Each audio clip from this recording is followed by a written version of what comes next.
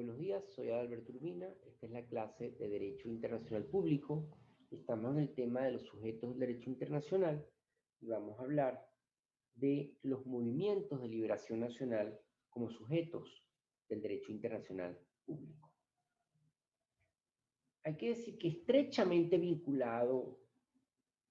a los pueblos y a veces incluso considerado como un mero órgano de los pueblos y no como un verdadero sujeto, están los llamados movimientos de liberación nacional. Los movimientos de liberación nacional son movimientos organizados política y militarmente que tienen como propósito esencial la creación de un Estado donde pueda establecerse su población, a veces perseguida y disgregada. Estos movimientos tienen derecho a ser reconocidos por los demás estados soberanos. Algunos han clasificado a estos sujetos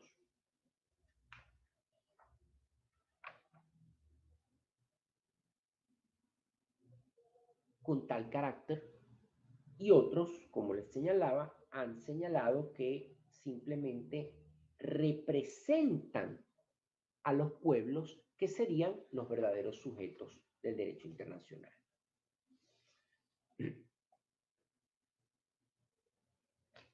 El proceso de descolonización que fue tan fuertemente impulsado a partir de los años 60 por la famosa declaración de la Asamblea General de Naciones Unidas sobre la concesión de la independencia a los países y pueblos coloniales, reconoció, como ya vimos, la legitimidad de la lucha de los pueblos por su liberación en ejercicio de su derecho a la libre determinación o autodeterminación.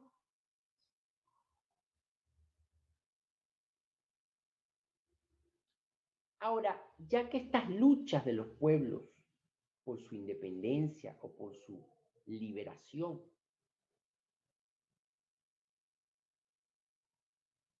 necesitan de entes que las coordinen, pues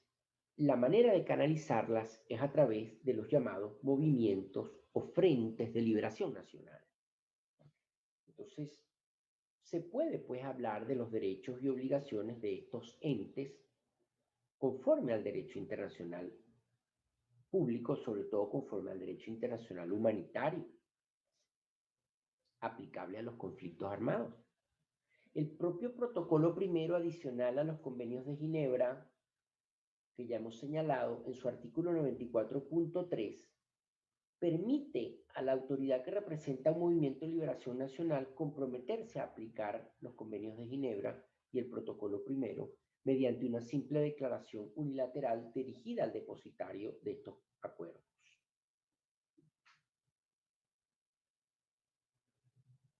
Pero además,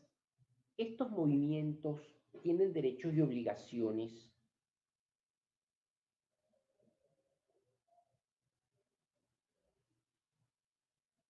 en el área del derecho de los tratados.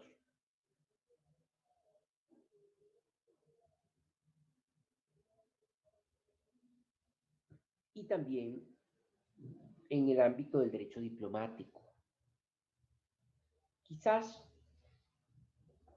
las características de estos movimientos de liberación nacional son que poseen un ordenamiento jurídico propio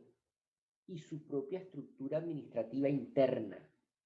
No están condicionados al reconocimiento por parte de ningún otro sujeto del derecho internacional, a diferencia de los beligerantes o los insurgentes.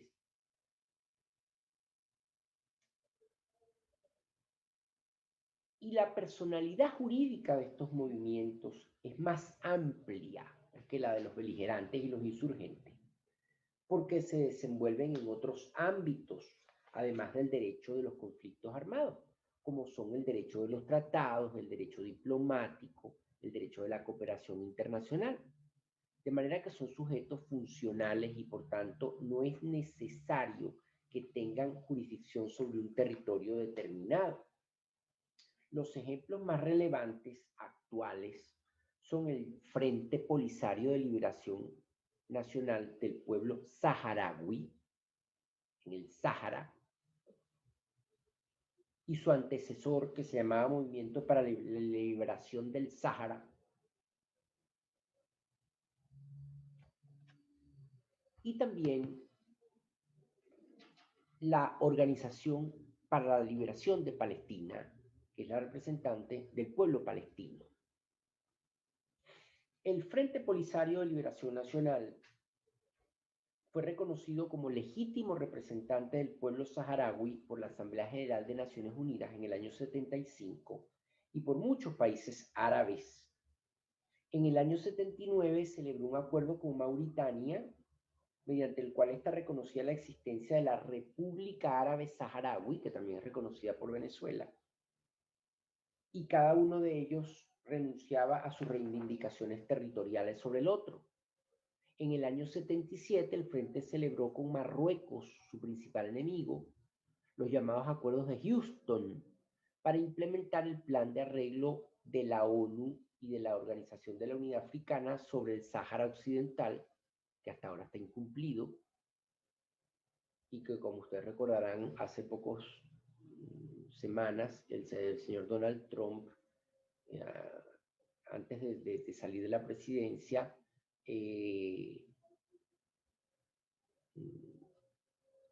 reconoció como territorio de Marruecos, dando una puñalada inmensa a la lucha del pueblo saharaui por su autodeterminación. Y hoy en día el Frente Polisario sigue siendo reconocido como el Movimiento de Liberación Nacional del Pueblo Saharaui por muchos países que han preferido no reconocer a la República Árabe Saharaui, porque ya el Frente Saharaui se constituyó en República Árabe Saharaui hace muchos años y es reconocido por muchos estados de la comunidad internacional. Por su parte, la Organización para la Liberación de Palestina fue reconocida por la Asamblea General de Naciones Unidas en el año 75 también como representante legítima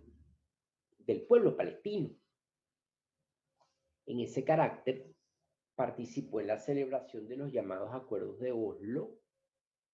así como otro conjunto de acuerdos con Israel,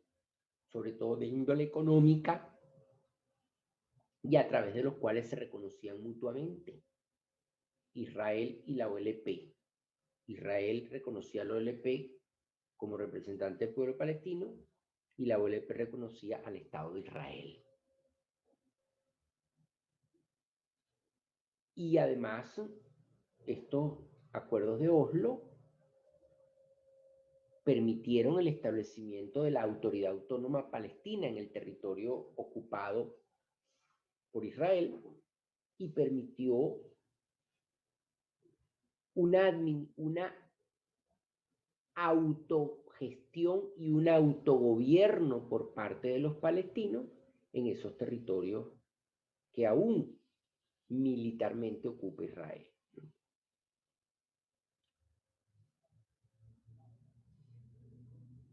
La organización tiene una misión permanente de observación ante las Naciones Unidas, que ya hoy día fue sustituida por el Estado de Palestina, lo cual ocasionó muchísimos problemas porque como hay muchos países que no reconocen al Estado palestino como tal, pues se negaban a que fuese admitido en Naciones Unidas con el carácter de observador y preferían pues simplemente tener a la OLP como la observadora. Ahora la observadora es el Estado palestino, al cual la Asamblea, después de una bastante difícil discusión, de alguna manera lo está reconociendo como Estado, pero no miembro, sino Estado observador en las Naciones Unidas. Pero, como les decía, muchos otros estados y organizaciones no reconocen al Estado palestino, sino que siguen reconociendo a la OLP como la legítima representante del pueblo palestino. En ese carácter, también la organización tiene agentes con estatus diplomático en varios países, entre ellos España y Portugal, y se le reconocía el derecho a emitir pasaportes y a tener delegaciones en los países que tienen relaciones con esta organización, y delegaciones cuyos funcionarios tienen estatus de inmunidades y privilegios diplomáticos, es decir, estatus diplomático.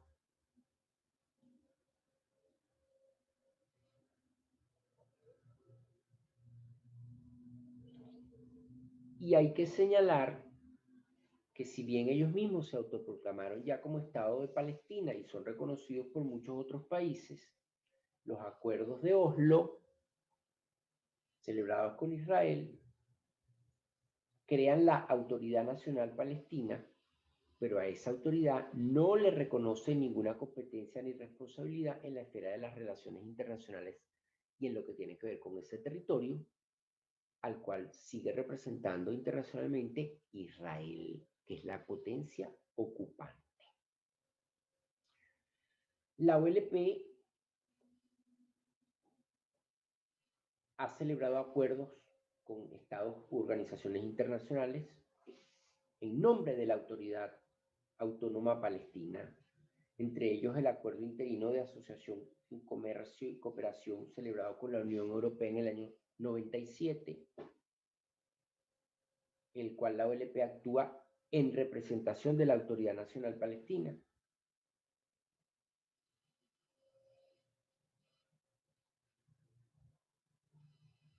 Y algunos otros acuerdos. Sin embargo, pues hay que tener en cuenta esta dualidad que existe con los palestinos, que mientras muchos países reconocen ya al Estado de Palestina y tienen relaciones diplomáticas con él, muchos otros países siguen reconociendo únicamente a la Organización para la Liberación de Palestina como el órgano que representa a ese pueblo, que es el pueblo palestino, que todavía lucha por su libre determinación. Finalmente, tenemos como sujeto al individuo. Individuo vamos a hablar muy brevemente, porque luego en el tema de los derechos humanos lo haremos con mucha más calma. En la evolución del derecho internacional se aprecian dos etapas. La etapa del derecho internacional clásico, en la que el individuo no era considerado un sujeto del derecho internacional, los únicos sujetos eran los estados. Y la etapa posterior a la Segunda Guerra Mundial, en la cual esto cambió. Después de la Segunda Guerra Mundial, la humanidad se dio cuenta de que la manera como un Estado tratara a sus individuos podía tener una influencia decisiva en el mantenimiento de la paz internacional, y por eso la comunidad internacional aceptó que el derecho cambiara. Y el derecho cambió en tres fases que convirtieron al individuo en sujeto de este derecho también. Son la fase del individuo como titular de las obligaciones o deberes internacionales, la fase del individuo como titular de los derechos internacionales y la fase del individuo como titular de la capacidad procesal internacional. La primera fase se desarrolla inmediatamente después de la Segunda Guerra Mundial, cuando los estados se dan cuenta de que el individuo debe ser responsable por unos crímenes que tienen el carácter de crímenes internacionales. Y al terminar la Segunda Guerra, se producen algunos acontecimientos importantes que ratifican este carácter del individuo como titular de obligaciones internacionales. Y estoy hablando de la adopción de la Carta de Londres el 8 de agosto del año 45, que aprueba el Estatuto del Tribunal Militar Internacional de Nuremberg para juzgar a los criminales de guerra nazis. Este tribunal tuvo un correlativo en una declaración, una proclama del general MacArthur en Tokio, donde crea un tribunal militar internacional de Tokio para juzgar a los criminales de guerra japoneses. Y esta Carta de Londres, del Estatuto del Tribunal Militar Internacional de Nuremberg, crea las tres categorías de crímenes internacionales en que puede incurrir un ser humano, que son los crímenes de guerra, los crímenes de lesa humanidad y los crímenes contra la paz. Ya había habido algunos antecedentes en el derecho internacional, pero nunca se había reafirmado de una manera clara y tipificada estos crímenes internacionales que puede cometer un individuo.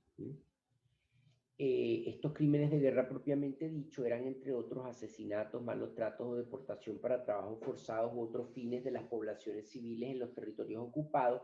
asesinatos a los prisioneros de guerra o malos tratos, ejecución de rehenes, saqueo de bienes públicos, etc. Los crímenes contra la humanidad o crímenes de lesa humanidad eran los asesinatos, exterminio, reducción a la esclavitud, deportación o cualquier otro acto inhumano cometido contra poblaciones civiles antes o durante la guerra, y las persecuciones por motivos políticos, religiosos o raciales, y el genocidio. Y los crímenes contra la paz eran la planeación, preparación, iniciación y ejecución de guerras de agresión, o la participación en tales proyectos, o la violación o en violación de los acuerdos internacionales. El Estatuto de Nuremberg señalaba que la obediencia debida, es decir, las órdenes emitidas por superiores militares, o el cumplimiento del derecho interno, es decir, de la ley interna o de las órdenes del gobierno, no eximían de responsabilidad al individuo, pero podían ser atenuantes. Esos principios que sustentaron los juicios de Nuremberg, sobre todo las sentencias del Tribunal de Nuremberg, fueron confirmados por la Asamblea General de Naciones Unidas mediante la resolución 95.1 el 11 de diciembre del año 46. Y pues luego se fue desarrollando el derecho penal internacional con una serie de convenciones internacionales como la Convención del Genocidio, la Convención sobre la Imprescriptibilidad de los Crímenes de Guerra, la creación por parte del Consejo de Seguridad del Tribunal Penal Internacional para Ruanda y el Tribunal Penal Internacional para la ex Yugoslavia, y finalmente con el Estatuto de Roma de la Corte Penal Internacional del año 98, que ya tipificó de una manera definitiva y plena las tres categorías de crímenes internacionales en que puede incurrir un individuo. Pero la importancia de la Carta de Londres fue que por primera vez el individuo como tal iba a ser responsable del cumplimiento de obligaciones internacionales de forma directa y personal,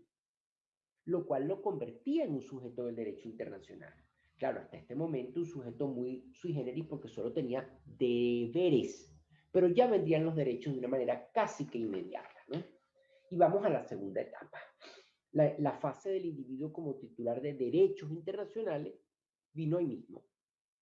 con la Carta de Naciones Unidas.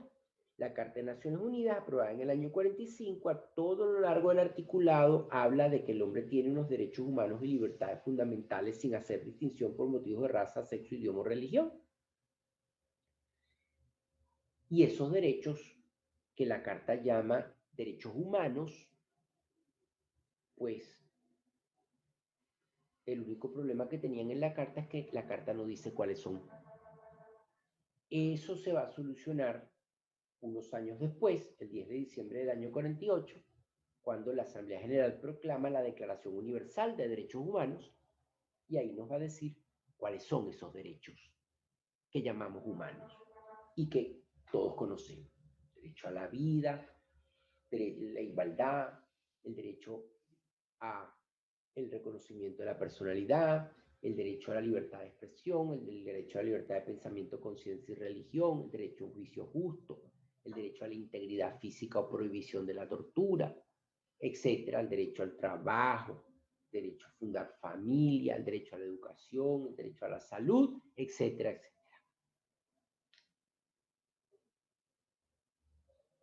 Esta Declaración Universal iba a ser seguida luego por los famosos pactos internacionales de derechos humanos en el año 66, el Pacto Internacional de Derechos Civiles y Políticos y el Pacto Internacional de Derechos Económicos, Sociales y Culturales, y sus protocolos facultativos luego, y por conjunto de tratados regionales en materia de derechos humanos. Y llegamos a la tercera fase, que es la fase del individuo como titular de la capacidad procesal internacional, porque ya conseguimos que el individuo es un sujeto porque tiene deberes y también derechos que se llaman humanos, pero le faltaba la capacidad internacional para hacer valer esos derechos en caso de que le fueran conculcados.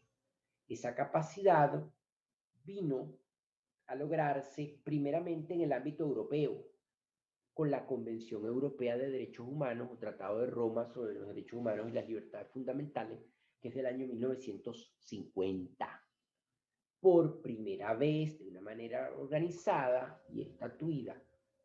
y permanente, porque también había habido otros intentos y antecedentes en el derecho internacional que no vienen al caso, un tratado internacional le permite a un individuo acudir ante un órgano internacional para denunciar al Estado que le ha violado sus derechos humanos. La Convención Europea creó ese órgano que se llamó la Comisión Europea de Derechos Humanos y le permitía al individuo súbdito de un país europeo cuyos derechos al amparo de la Convención hubiesen sido violados, poder ir a denunciar al Estado violador. Además, la Convención Europea creó una Corte Europea de Derechos Humanos, ante la cual esa comisión, si no lograba resarcir al individuo y solucionar el problema, podía llevar una verdadera demanda contra el Estado. Hoy en día ya no hace falta que la lleve la comisión y la comisión ha desaparecido en virtud del protocolo 11 a la Convención Europea.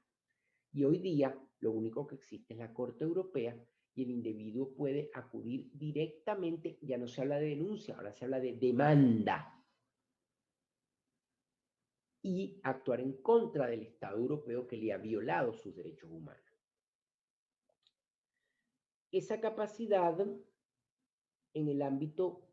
universal o de Naciones Unidas se iba a lograr con la celebración del protocolo facultativo al Pacto de Derechos Civiles y Políticos del año 66, que le permite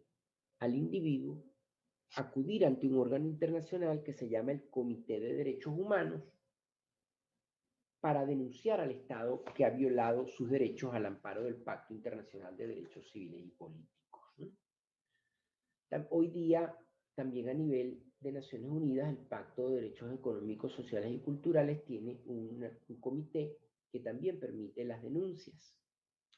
Y hay que señalar también que en el propio sistema de Naciones Unidas, independientemente de los pactos, que hoy hay muchos y que muchos tienen órganos de protección ante los cuales puede ir el individuo, está también un esquema de la propia organización que permite las denuncias individuales, ¿no? Entonces tenemos que hoy en día en la Organización de Naciones Unidas tenemos los órganos de tratados, que son los órganos de los tratados de derechos humanos, que permiten denuncias por parte de los individuos. Ahí está el Pacto Internacional y su protocolo, el Pacto Internacional de Derechos Civiles y Políticos y su protocolo, y hoy día también el Pacto de Derechos Económicos, Sociales y su protocolo, y culturales y su protocolo, pero también están otras convenciones, como la Convención sobre la Eliminación de todas las formas de discriminación contra la mujer, la Convención para la Eliminación de la Discriminación Racial, la Convención contra la Tortura, la Convención de los Derechos del Niño. Y todas tienen órganos que se llaman generalmente comités, ante los cuales un individuo puede denunciar al Estado violador. Y también están los llamados órganos de la Carta. Es decir, órganos que no están basados en tratados que celebran los estados, sino que están basados en la propia Carta de Naciones Unidas. Y esos órganos, hoy día, todos dependen del Consejo de Derechos Humanos de Naciones Unidas. Esos órganos están agrupados en relatores especiales o relatorías especiales, grupos de trabajo y expertos independientes. Cada uno de esos órganos tiene su propio procedimiento ante el cual un individuo puede denunciar al Estado. El problema con Naciones Unidas es que Naciones Unidas no atiende las denuncias individuales en cuanto tales, sino que lo que le interesa es recabar un gran número de denuncias para ver el cuadro global y el cuadro colectivo y masivo de violaciones de derechos humanos en un estado determinado. Entonces Naciones Unidas no va a ordenar pagar una indemnización, etcétera, porque no es un tribunal, es un órgano político. Mientras que los órganos de tribunales, como la Corte Europea de Derechos Humanos, la Corte Interamericana de Derechos Humanos, pueden resarcir plenamente a la víctima, ¿no? A través de una sentencia que ordene lo conducente. A nivel interamericano, el sistema interamericano logra esta capacidad con la aprobación de la Convención Americana sobre Derechos Humanos en el año 69, que además de darle funciones a la Comisión Interamericana de Derechos Humanos de la OEA, que ya era anterior, crea una Corte Interamericana de Derechos Humanos, ante la cual puede llegar una denuncia. En el sistema interamericano de derechos humanos, el individuo todavía tiene que ir primero a la comisión y denunciar al Estado, y después que se agota el procedimiento ante la comisión, es que la comisión lleva la demanda ante la Corte. Hoy día, la comisión se limita a introducir la demanda y ya el individuo puede incluso actuar solo en la Corte, pero no puede introducir la demanda todavía. Tiene que introducirla a la comisión. Y a nivel de África, la Carta Africana de los Derechos Humanos y de los Pueblos del año 81, que creó una Comisión Africana de los Derechos del Hombre, Humanos y de los Pueblos, y una Corte Africana de los Derechos del Hombre y de los Pueblos, o Derechos Humanos y de los Pueblos, permite que los individuos en ambas instancias, la Corte fue creada por un protocolo adicional, hay que señalar, pero el sistema africano permite que en ambas instancias los individuos puedan denunciar a su Estado violador de derechos humanos, según están establecidos en esta Carta Africana, ¿no? En Asia no hay un sistema porque el Asia no tiene sistema regional de protección de derechos humanos, primero por la enorme extensión de lo que es ese continente y segundo por la enorme disparidad cultural de estados de la región. En conclusión, nosotros podemos afirmar actualmente que el individuo tiene derechos internacionales, deberes internacionales y tiene una capacidad procesal internacional. Todavía algunos autores, sobre todo chinos, como el profesor Bin Chen, señalan que esa capacidad y esa subjetividad internacional del individuo es ilusoria, porque basta que el Estado se retire de todos los tratados de derechos humanos en los que sea parte, o que simplemente si no es parte de ninguno, que no sea parte en ninguno, para que el individuo pierda todos sus derechos y pierda toda su capacidad procesal internacional. Sin embargo, esto es muy relativo porque ustedes saben que toda la materia de jus cogens, toda la materia de derechos humanos, perdón, es considerada de jus cogens en el derecho internacional actual. De manera que siempre, por más que un Estado no forme parte de ningún acuerdo, convenio, tratado de derechos humanos, siempre habrá un resquicio de subjetividad que el individuo de ese Estado va a poder ejercer, bien sea ante las Naciones Unidas, los órganos basados en la Carta, que no dependen de ningún tratado, y finalmente, en el caso de que inclusive un Estado no sea parte de Naciones Unidas y no haya celebrado ningún tratado de derechos humanos, bueno, por el solo hecho de que se trata de una materia de jus cogens, que en un momento dado en que haya violaciones masivas en un país, por más que ese país esté al margen del derecho internacional o de la comunidad internacional, Naciones Unidas tendrá la posibilidad, sobre todo el Consejo de Seguridad, de analizar la situación de violación masiva de derechos humanos si considera que ésta pone en peligro la paz y la seguridad internacionales e incluso de actuar para revertir esa situación de violaciones masivas de derechos humanos. De modo que hoy en día podemos afirmar como la gran conclusión que el individuo es un sujeto del derecho internacional público. Un sujeto especial, un sujeto sui generis, pero es un sujeto al fin.